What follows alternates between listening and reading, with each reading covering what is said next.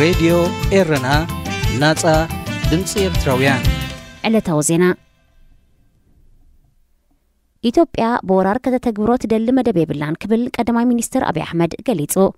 ቀዳማይ ሚኒስትር ኢትዮጵያ አብይ አህመድ ኣብቲ ምክንያት መበል 116 ዓመት ምምስራት ምክልኻል ሰራዊት ኢትዮጵያ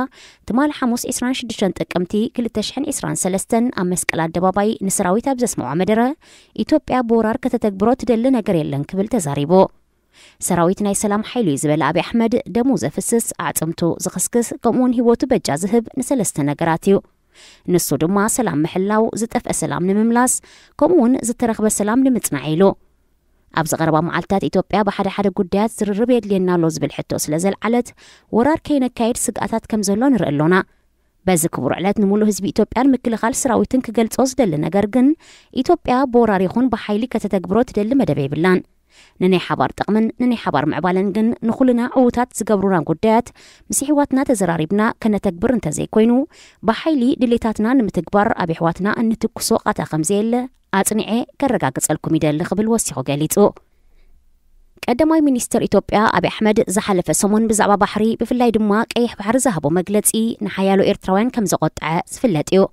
እቲ ሚኒስተር ንፓርላማ ኣብ ዝሃቦ መግለጺ ካብ ጎረባብትና መንያ ካብ ኢትዮጵያ ጽሩይ ዝስተማይ ዘይተወስድ ድሕሪ ምባል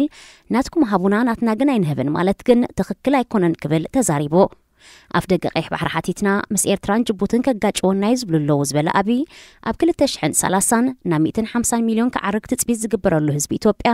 ናይ ጂኦግራፊ እሱር ኮይኑ ስቕ ክብል ከም ዘይኮነ ክትኮስ ምዃኑ ኣጠንቂቑ ነይሩ ካብዚ መግለጺኡ ተበጊሱ ህዝቢ ብዛዕባ ክህቦ ዝጸንሐ ርእቶታት መልሲ ንምሃብ ድማ ኣብቲ ትማል ሐሙስ ዝነበረ መበል 116 ዓመት ጽንብል ምስራት ምክልኻል ሰራዊት ኢትዮጵያ ናይ ምውራር መደብ የብልናን ዝበለ ናይ 2019 ስልማት ሰላም ኖቤል ዝተቐበለ አብይ አህመድ ኣብቲ ሽዑ ዘስምዖ መደረ ኩናት ንዝፈልጦ ቀታልዩ ድሕሪ ምባል ኣነ ብኣካል ተሳቲፈ ኣለኹ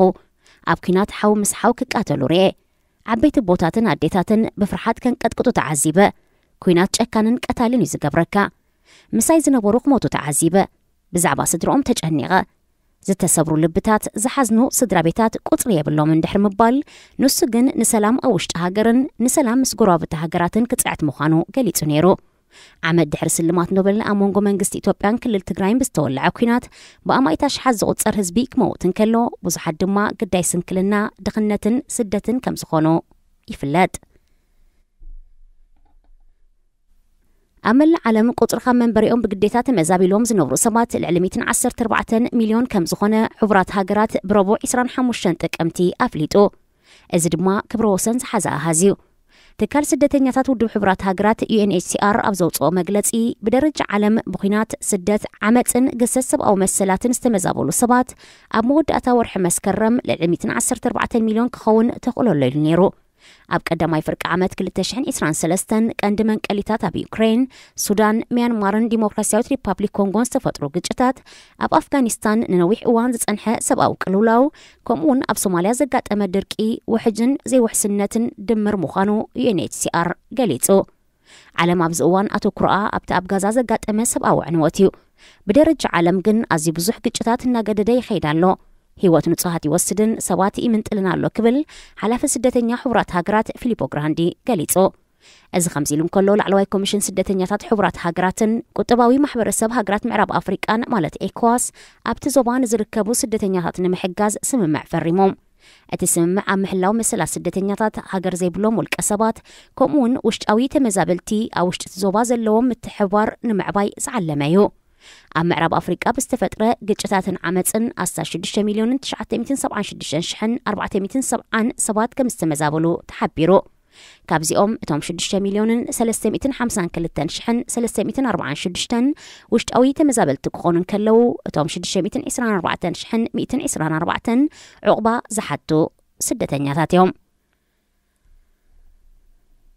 እስራኤል ትማል ሐሙስ ናብ ሓድሽ ምዕራፍ ኩናት አንጻር ሐማስ ኣብ ጋዛ ንምእታው ናይ ፈተነ ኣጋር ሰራዊት መጥቃዕቲ ከም ዘካየደት ዘጋርዲያን ሓቢራ እዚ ድማ ንዝያዳ ቀጻሊ መጥቃዕቲ መሬት ንምድላው ዝዓለመ ናይ መርመራ ስጉምቲ ተባሂሉ ተገሊጹ ብታንክታትን ዕጥቃዊ ቡልዶዘራትን ዝድገፉ ኣጋር ሰራዊት ብለይቲ ብምእታው ንሰዓታት ዝኣክል ናብ ሰሜናዊ ክፋል ናይ ትግዛኣት ኣብ ዘካየድዎ ወፍሪ ኢላማታት ሐማስ ኣጥቂዖም ኣብ ጋዛ ልዕሊ 70,000 ፍልስጤማውያን ከም ዝተቐትሉ ዝሓበረ ብሓማስ ዝመሓደር ሚኒስትር ጥዕና እስራኤል ነቲ ናይ መሬት ወራር ንቕድሚት እንተደፊኣ ድማ እቲ ቁፅሪ ዝያዳ ክውስኽ ከም ዝኽእል ስጋት ኣሎ። እዚ ካብ ሓጹር ዶብ ኣስታት 1 ኪሎሜትር ናብ ጋዛ ዝተሰጋገረ መጥቃዕቲ እስራኤል ነቲ ዝጸንሐ ሰብኣዊ ቅልውላው ዘጋድድ ክኸውን ከም ዝኽእል ተገሊጹ። ዝኸበርኩም ሰማዕትና ዜና ኣብ ዝተፈጺሙሎ ሬድዮ ኤረና ናጻ ድምፂ ኤርትራውያን